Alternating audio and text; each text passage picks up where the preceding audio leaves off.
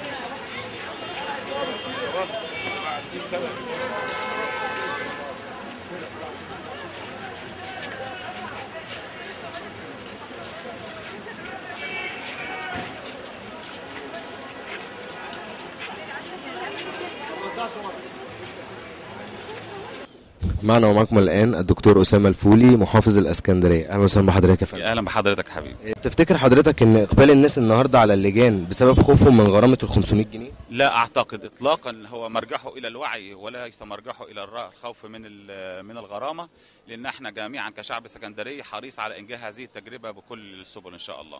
طيب بالنسبة للجهات الأمنية إيه كان الجهات الأمنية عملت إيه علشان تأمن المواطنين أثناء دخولهم الانتخابات؟ طبعا منذ الامس كان في تواجد لقوات الجيش مع قوات الشرطه للتامين الكامل لكافه المقار الانتخابيه.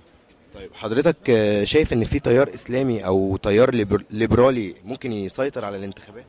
والله انا شايف ان في صراع شريف في هذه المباراه الديمقراطيه الجميله ما بين كل القوى والتيارات السياسيه اللي موجوده في داخل الاسكندريه، واعتقد ان المباراه مفتوحه حتى اللحظه الاخيره لان الجميع عبر عن رايه وبقوه، والمواطن الاسكندري له مطلق الحريه في ان يختار بين هذا الاتجاه او ذاك. طب احنا شايفين حضرتك واقف وسط الطابور بتاع الناس دي، اول مره نشوفها في اسكندريه، تفتكر ده بعد 25 يناير ده التغيير ولا؟ أنا اعتقادي الشخصي يعني هذا يرجع إلى كيف ننظر إلى الديمقراطية وكيف ننظر إلى دور المسؤول. المسؤول يجب أن يعيش عيشة المواطن العادي، يجب أن يحس بكافة آلام المواطن العادي لكي يستطيع أن هو في موقع المسؤولية أن يكون تصرفاته تكون بتنعكس على هذا المواطن وبتصب في صالحه. لذلك أنا مش شايفها إطلاقا يعني أي ظاهرة غريبة أو مرتبطة فيما بعد الثورة أو ما قبل الثورة، هي ظاهرة مرتبطة بكيف تنظر إلى الديمقراطية وأن الجميع سواسية وأننا يجب جميعا أن نتصرف على هذا الأساس، لا أحد فوق القانون، لا استثناء لأحد سواء كان مسؤول أو غير مسؤول. طب تحب حضرتك تقول إيه لأهالي اسكندرية كلهم النهارده؟ بقول للأهل اسكندرية يعني أنتم تضربون مثلا ونموذجا رائعا أمام العالم كله، لأنكم تثبتون أنكم شعب واعي، شعب حريص على نجاح تجربته الديمقراطية وأن يكون لمصر مكانها في هذا العالم إن شاء الله. نشكر حضرتك جدا يا دكتور أسامة. وأنا اللي بشكرك يا حبيبي، شكرا ألف شكر.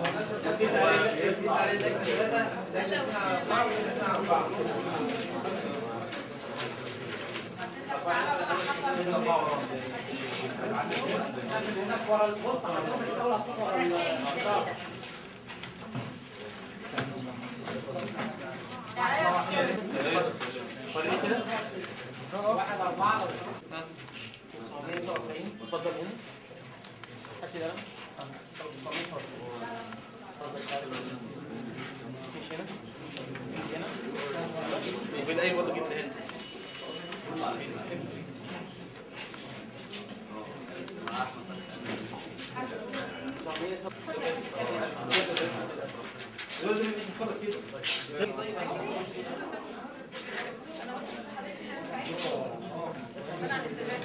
لا شو معاك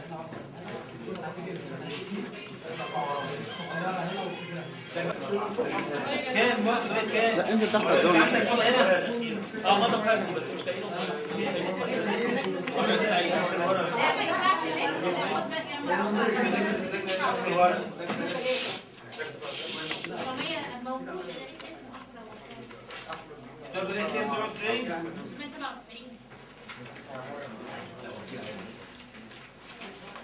لغايه كام 990 يا تعالى تعالى يا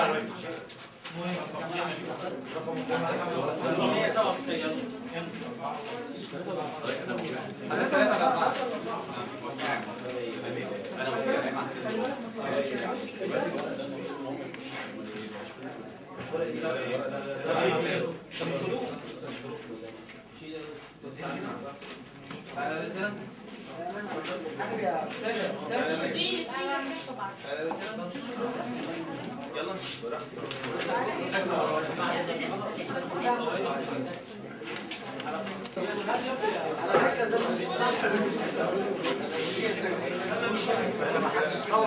لا احنا مش هنصور الحلقه في الفريق ده. على فكره تقول يعني ايه كده كده قوي لا لا احنا كده مش هنصور. اهدى بقى شويه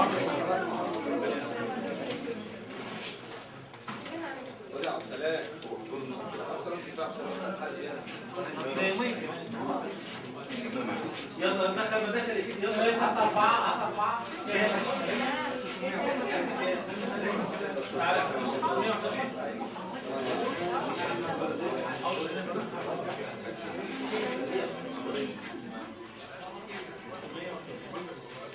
احمد كمان حسن محمد حامد حسن اتفضل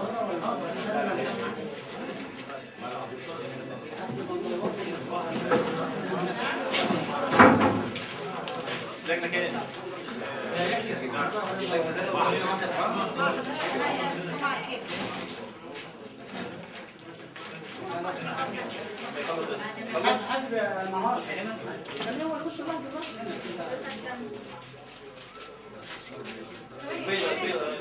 معلش بلاش شويه، معلش بلاش. اديله عضله بس برضه.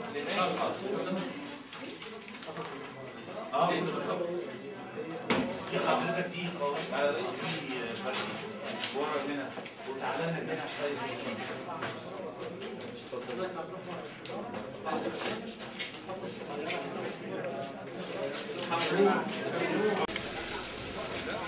ايوه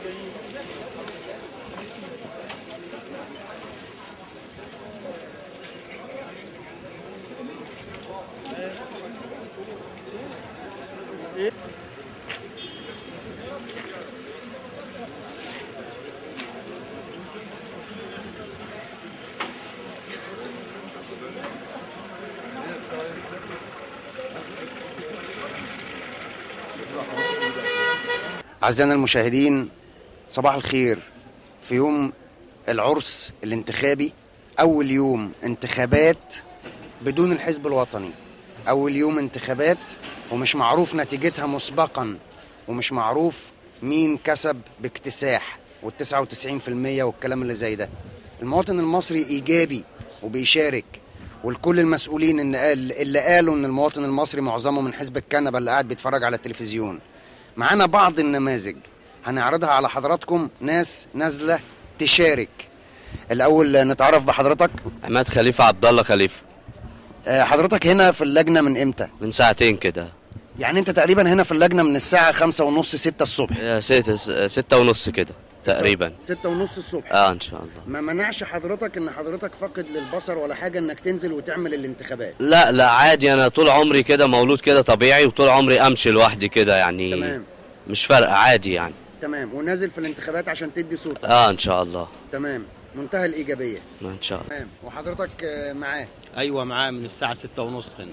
تمام. من الساعه 6:30 وانت ايوه هنا. واحنا واقفين هنا ان شاء الله علشان نعبر بمصر لمرحله جديده باذن الله. باذن الله باذن الله. حضرتك برضو معانا هنا من ان شاء الله. انا هنا من بعد صلاه الفجر على طول. من بعد صلاه الفجر. ما شاء الله ما شاء الله. انا شايف انه حضراتكم جايين يعني من بدري قوي، يعني الساعه 9 دلوقتي تقريبا. أيوة. ولسه اللجنه ما اشتغلتش. ومع ذلك حضراتكم موجودين، ومش هنمشي لما ننتخب برضه، ومش هتمشي الا لما تيجي مهما يحصل. هو لغايه دلوقتي الساعه 8:30 و5 اهيت ما جاتش الاوراق لغايه دلوقتي. وده شيء يعني مستغرب، لاول مره يحصل في الانتخابات. انا حضرتك بطلع انتخابات من 84 وكيل لجنه او رئيس لجنه، ولكن لاول مره تحصل دي. ما فيش ورق لغايه دلوقتي، وده شيء متعمد مش عارف ليه. ومش هنمشي برضك، مش هنمشي. لو هنبات هنا هنستنى الورق وهنصوت، وان شاء الله نعبر بمصر لمرحله جديده، مرحله الديمقراطيه وبناء الدوله الدستوريه والقانونيه باذن الله. باذن الله. انا عايز حضرتك توجه كلمه للجماعه اللي قاعدين في البيت ومش عايزين ينزلوا ينتخبوا، تقول لهم ايه؟ لا، هو المفروض طبعا كل واحد ينزل برضو يدي صوته، ويعني عشان برضو نعبر بمصر ونعدي من المرحله دي، يعني من المرحله اللي احنا فيها دي. ان شاء الله. تمام. انا بشكر حضراتكم جدا. الله يخليك. اعزائنا المشاهدين، دي كانت اول لجنه ولسه اليوم طويل، خليكم معانا.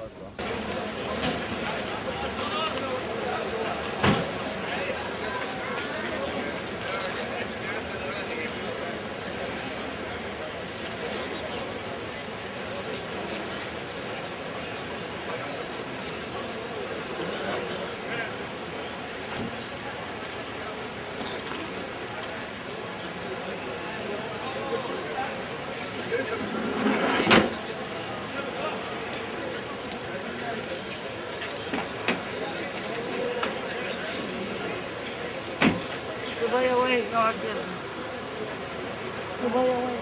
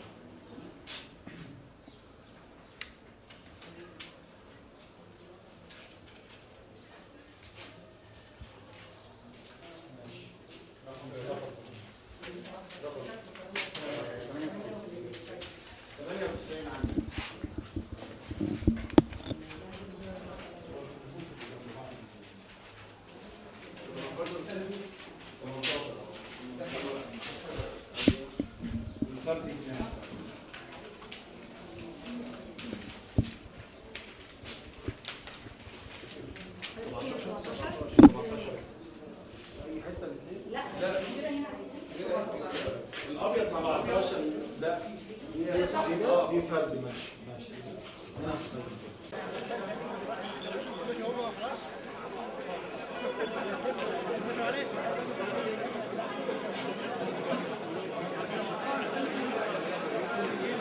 سبب ايه؟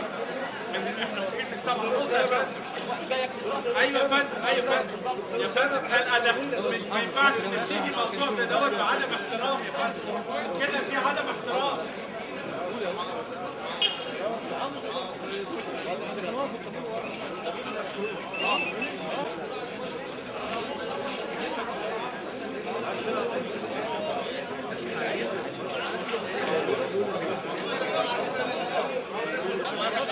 صعب خالص اي كلام في هذا الموضوع. يا جماعه كل الفرق يا جماعه كل الفرق.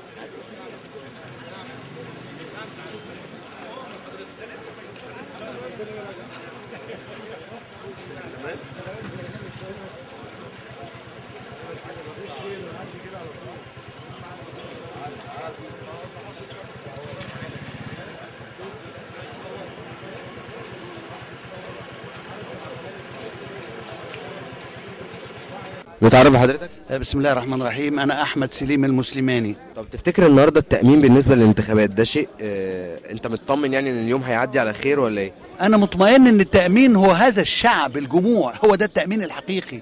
كلهم ناس عندهم حضارة 7000 سنة، كلهم ناس مؤمنين بمصر ومؤمنين بعزة مصر. هو ده التأمين الحقيقي، مش الشرطة والجيش إطلاقا. ده التأمين الحقيقي، الناس كلها مؤمنة بمصر ومؤمنة بالحب والتواد والترابط بين المصريين كلهم إن شاء الله. نشكر حضرتك جدا يا فندم. شكرا. شكرا.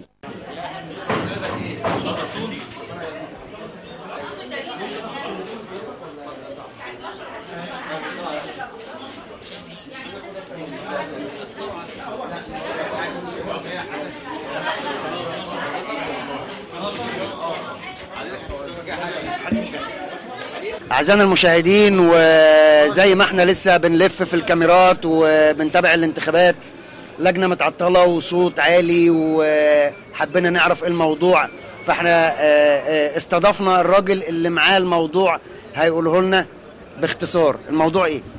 الموضوع اللي احنا واقفين من الساعة 8، الورق ما جالناش الا الساعة 10، وسايبين شغلنا عشان نيجي ننتخب ونقول كلمتنا. فوجئت اللي احنا دخلنا طبعا مفيش نظام خالص، مفيش نظام، الورق جاي متاخر ومفيش نظام في اي حاجه. فدخلت عشان انتخب، دخلت انتخبت اللي انا عايز انتخبه، ففوجئت بالقاضي اللي قاعد بيقول لي لا خلي ورقتك على جنب. انا ما عملتش حاجه اصلا، انا داخل اسال على اسم معين هعلم عليه، ما لقيتش الاسم اللي انا عايزه، فدورت عليه الاسم مختلف، اللي في الورق بره غير اللي موجود عندي، فجاي اعلم عليه، راح القاضي اخد مني الورقه والبطاقه. انا مش مصدقه بصراحه، مش عارف، ما عملتش حاجه اصلا. طب امال ايه التليفون اللي انت اتصلت بيه؟ ما هو تليفون عشان اعرف رمز ايه اللي انا هنتخبه. صاحبي معايا زميلي في المسجد، انا مش عارف الرمز بتاع اللي انا هنتخبه، فقال لي الرمز كذا. بس ايه المشكله؟ ما عملتش جريمه انا عشان مثلا ياخد مني البطاقه او ياخد مني الورقه بتاعتي يسحبها مني، ما عملتش جريمه.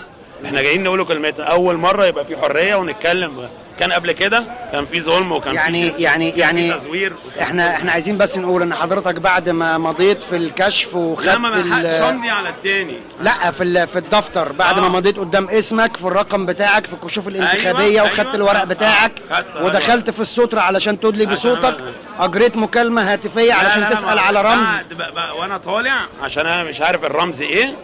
وانت طالع انت كنت حاطط صوتك ولا لسه؟ كنت حطيت صوتي للحزب اللي انا عايزه، تمام. والمرشح الفردي حطيت اسم، والاسم الثاني انا ما كنتش عارفه، كاتبينه عندنا بره او الاعلانات يعني بتاعته. كنت بتدور على الرمز، رمز كذا، لا اسمه كذا كذا كذا. فدخلت هنا لقيت الاسم مختلف، لان طبعا يعني الورقه مليانه اسامي، مش عارف تقريبا 100 اسم، كبيره جدا، فلازم تاخد وقت قبل ما تدور. وطبعا الكتابه وبالتالي انت تهت فحبيت تنجز الوقت عشان اخلص، عشان هو بيقول لي يلا عشان الزحمه.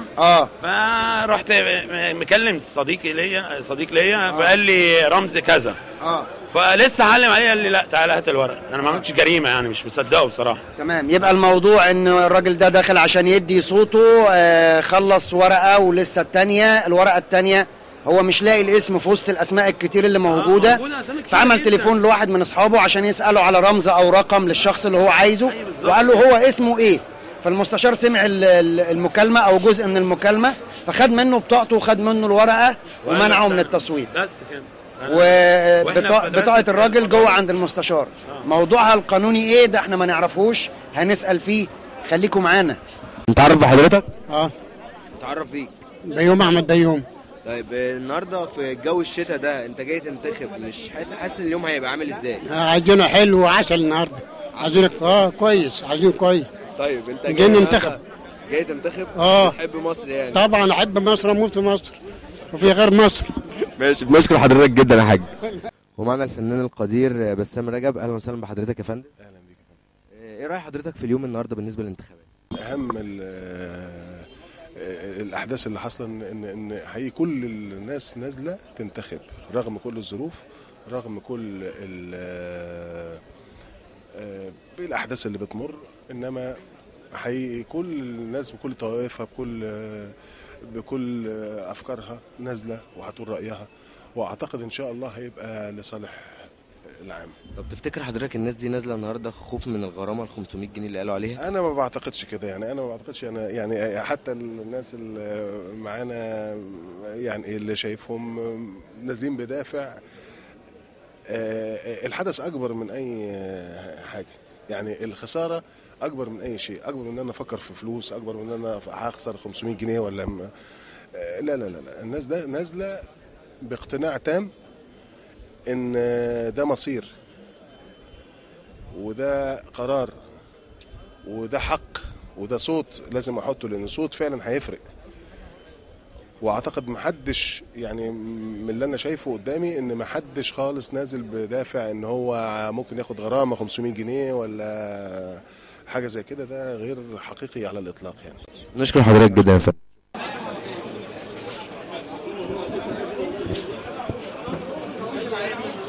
لا هنصورك يا حاج والله. يا رب.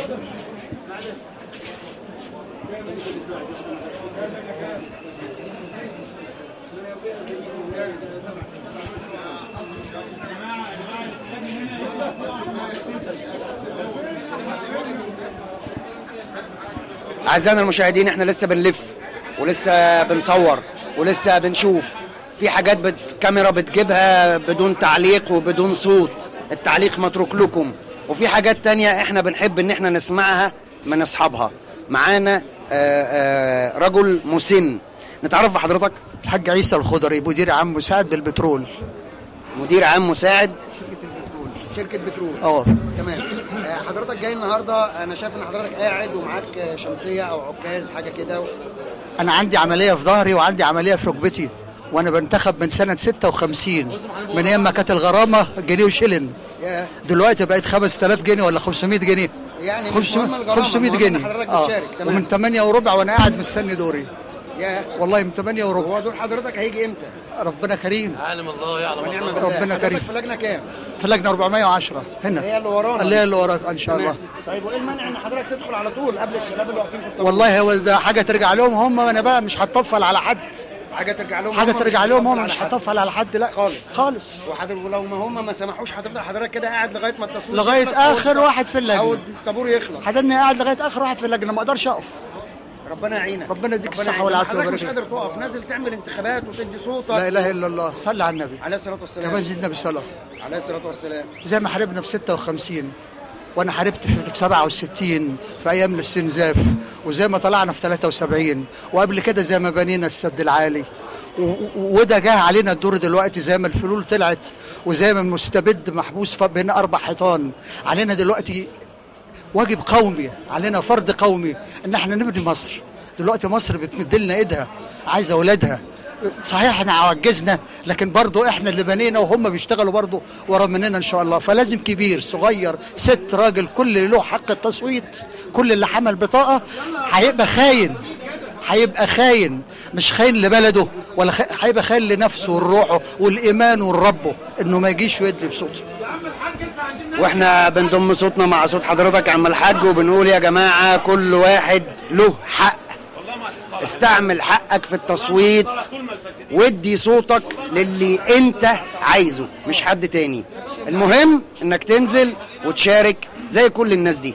احنا لسه ما خلصناش، احنا لسه بنلف. خليكم معانا.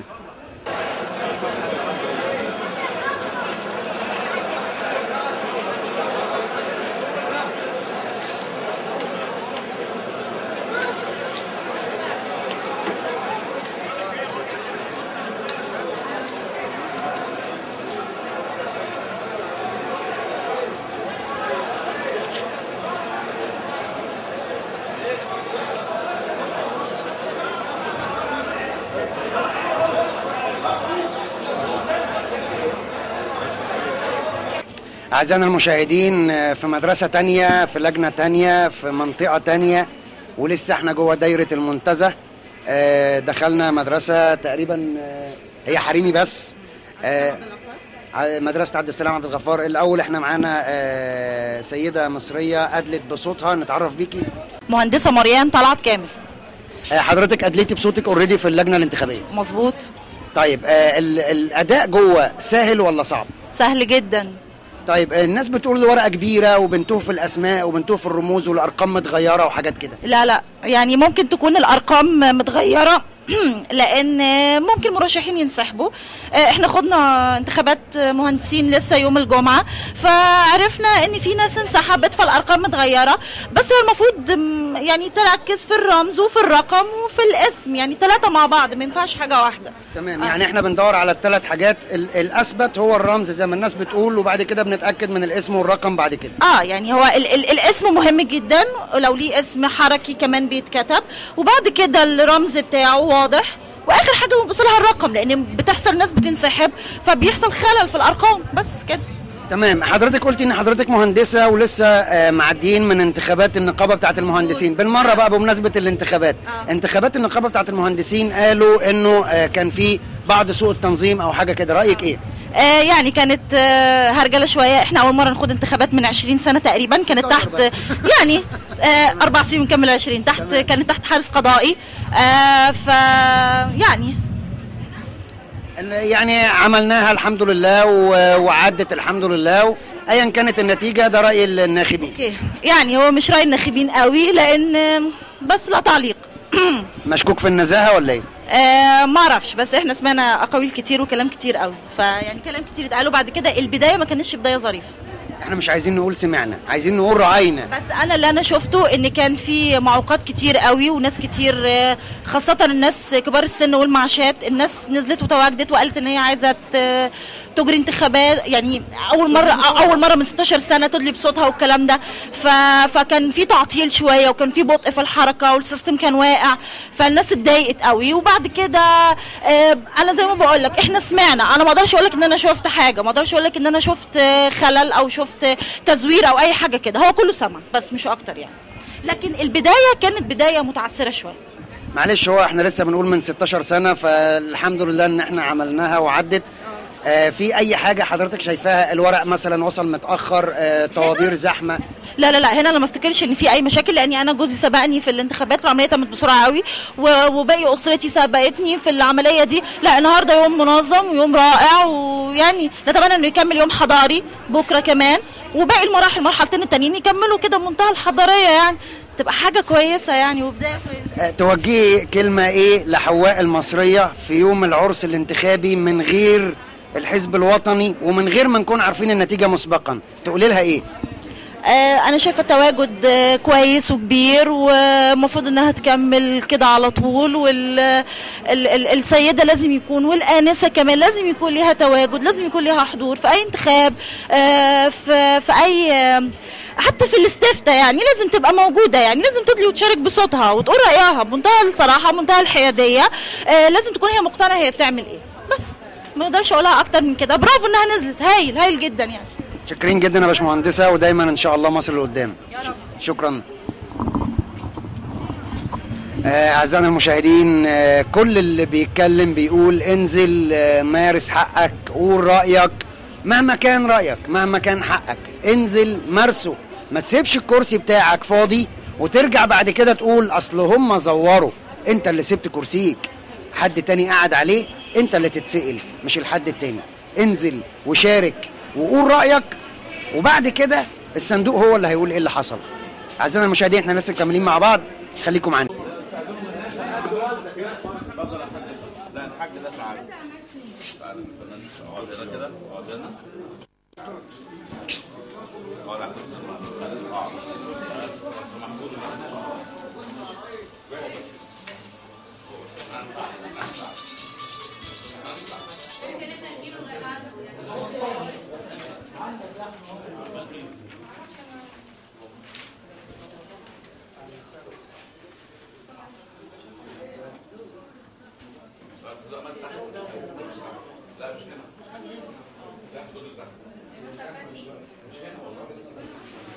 أعزائنا المشاهدين، احنا لسه مكملين معاكم في لفة العرس الديمقراطي لمصر. أول يوم انتخابات بدون حسني مبارك، بدون حزب وطني، بدون ما نبقى عارفين النتيجة مسبقا، والتقينا بأحد المرشحين مش الناخبين. نتعرف بيك. جمال آدم محمد أبو زيد. حضرتك مرشح إيه؟ عن حزب الوسط. قائمة. تمام. حضرتك شايف اليوم بتاع النهاردة شايفه إيه؟ يوم شيق وجميل وكله تمام في جميع اللجان ومريت عليها في المنظرة والعصافرة سيدي باشا، والأمن مستتب، وجماعة القضاء بسم الله الرحمن الرحيم بينا من غيرنا قايمين بالواجب، والناس منتظمين والتوابير شغالة، حتى في الشتاء الناس واقفة. وفي الوقت نفسه الحمد لله احنا مش بنقوله لمؤاخذة انتخبوا حزب الوسط، لا بنقوله خير الأمور ايه؟ أوسطها. وفي الوقت نفسه ان احنا بنقوله للناس احنا عايزين نشوف الشيء الغلط ونقوله عليه ايه؟ انه غلط.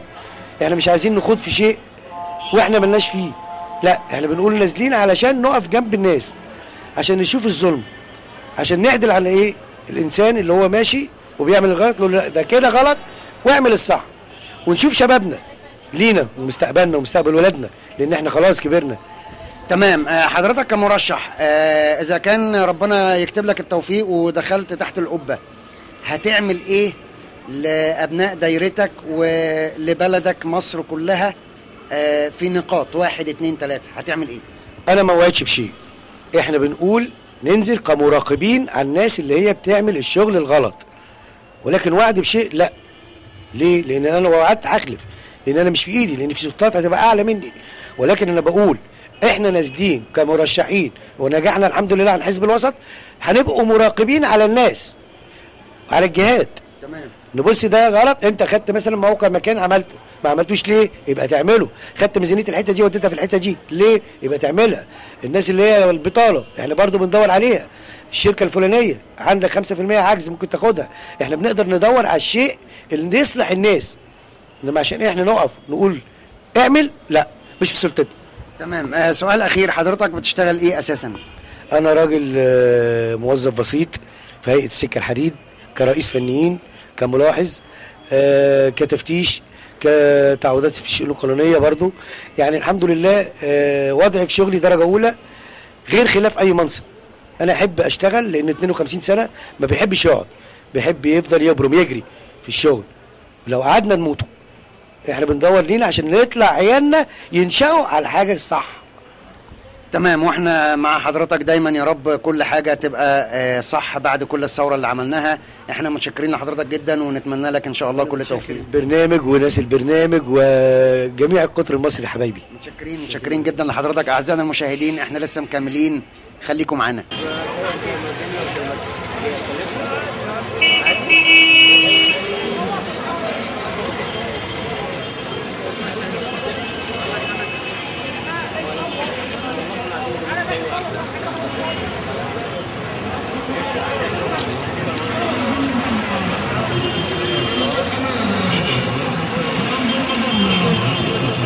أعزائنا المشاهدين لسه زي ما احنا بنلف على اللجان الانتخابية، ولسه زي ما احنا بنصور العملية الانتخابية في أول انتخابات مش معروف نتيجتها مسبقا، ومش معروف نتيجتها بدون الحزب الوطني المنحل.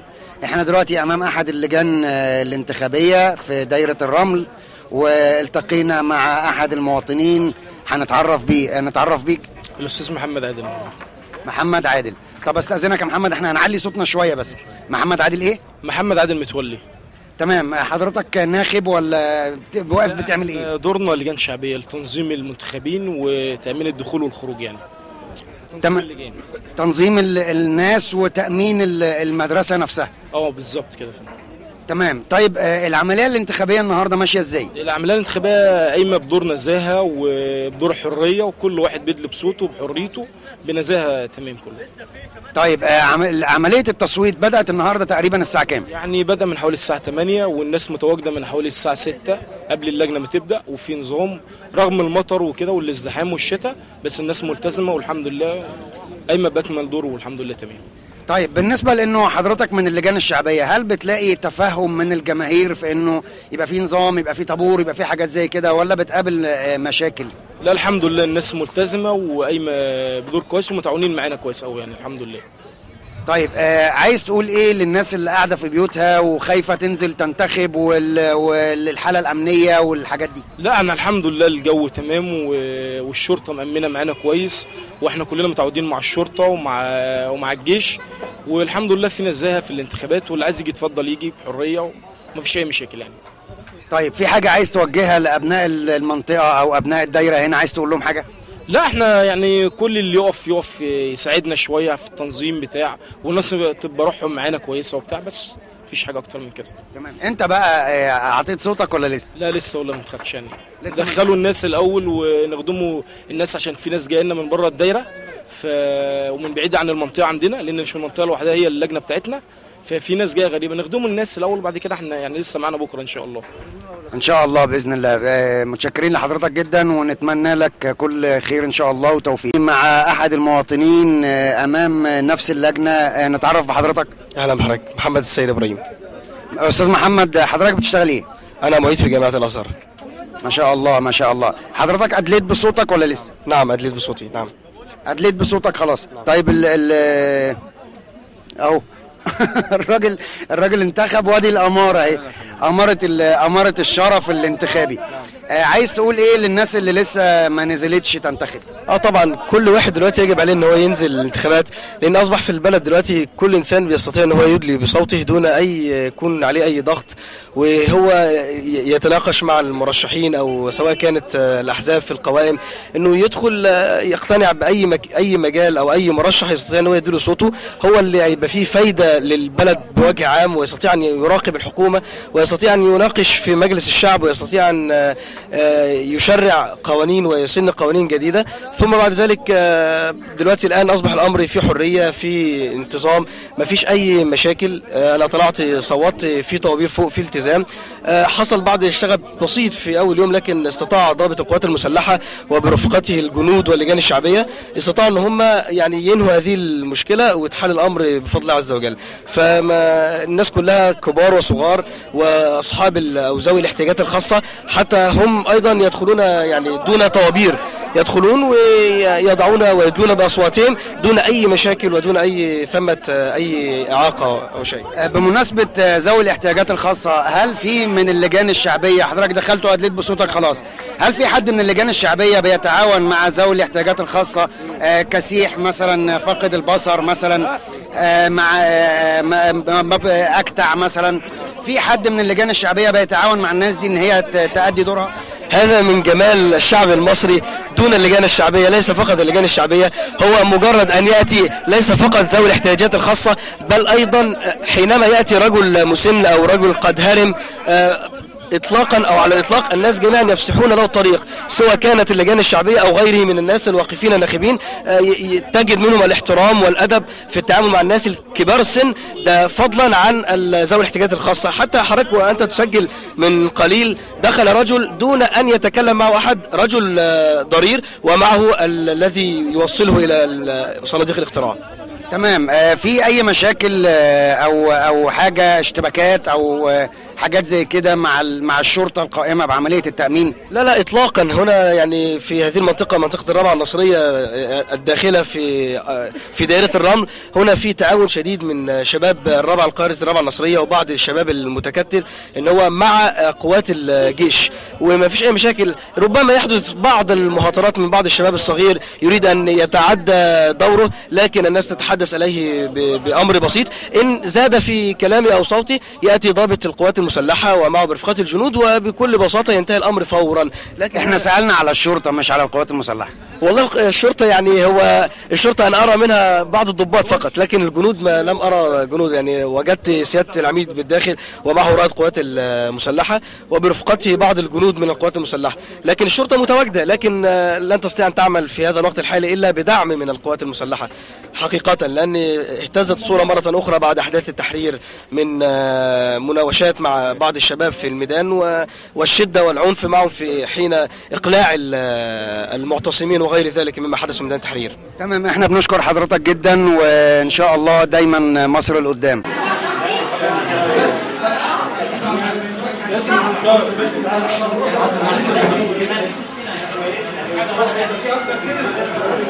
يلا ورا الستاره يا ست الكل، يا ست الكل.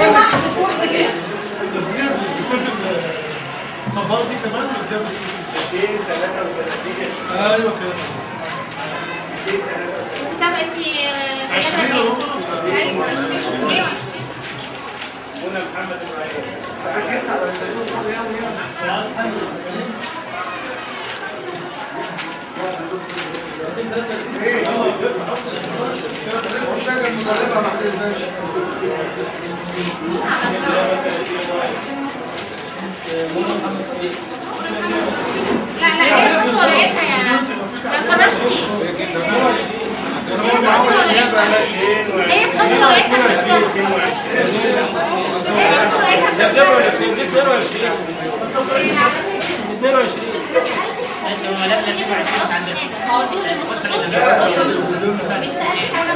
أعزائنا المشاهدين، معانا عم الحاج عم الحاج معانا وهو لسه طالع من اللجنه دلوقتي.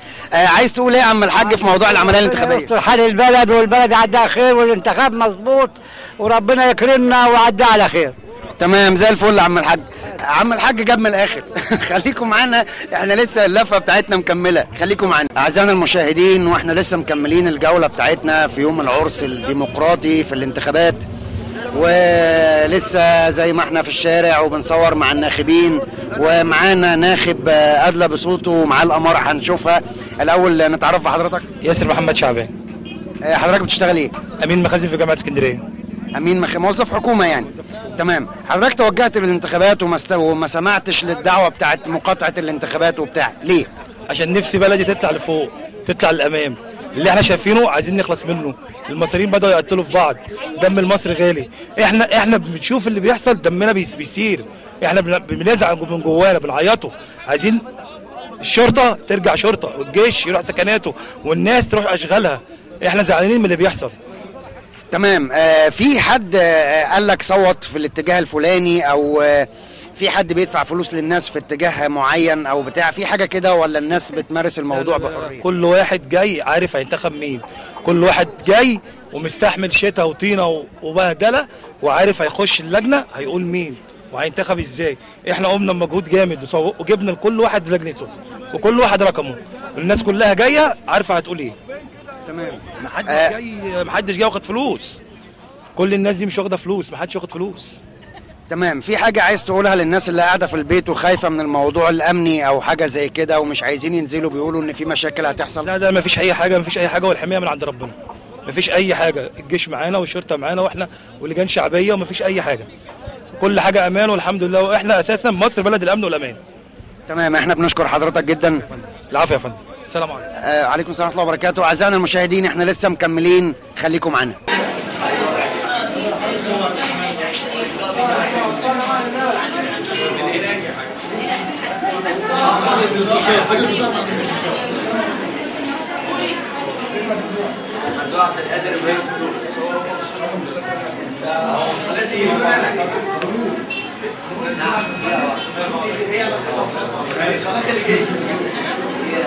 بص لا هم بيتخبوا هم بيحطوا بص بقى